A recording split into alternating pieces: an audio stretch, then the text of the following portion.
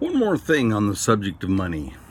If Nixon, on behalf of all of us, said we don't have a gold-backed dollar anymore, and so these Federal Reserve notes have no backing whatsoever except our common agreement that these green pieces of paper will serve as money, well then why hold on to all that gold? The United States has more gold than I think any country in the world.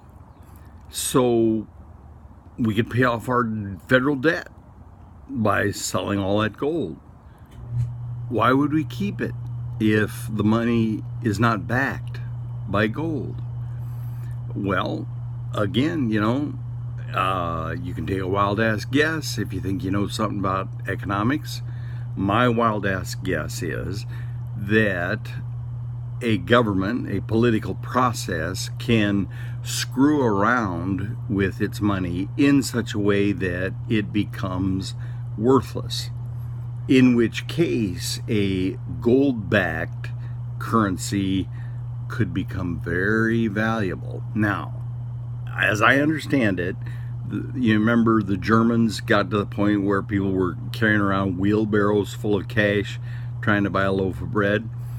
The reason is that the Allied powers, including ourselves, imposed upon Germany after World War I these enormous reparation debts. Part of it is that Germany had destroyed some coal mines and maybe iron mines in the Ruhr, which infuriated France, and so by God they had to make reparations. And these huge reparations debts, the way it worked was that they screwed with their economy to make their exports more affordable outside of Germany, so that they could bring money in, which would allow them to pay off the debt. The reparations debt could only be paid in gold. So by reducing the value of their currency to make it easier to buy German Volkswagens with francs or pounds or dollars, they ruined their own economy. So political processes can absolutely destroy your money. It ain't no good anymore. You got to take a wheelbarrow full of cash down to the bakery to get some bread.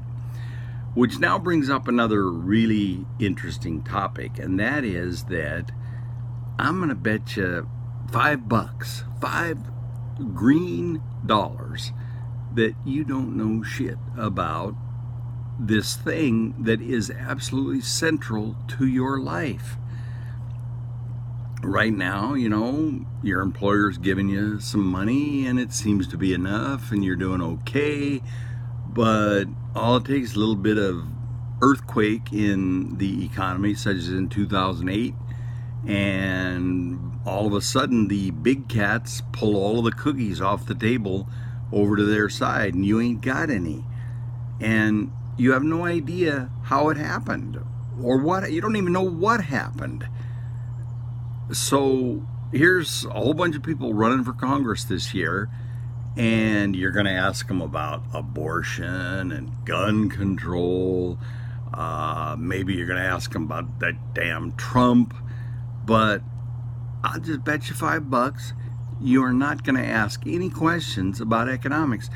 You don't even know what questions you ought to ask them. You don't know what promises they ought to make to you about that economy. All you know is, hey, are you going to keep my job?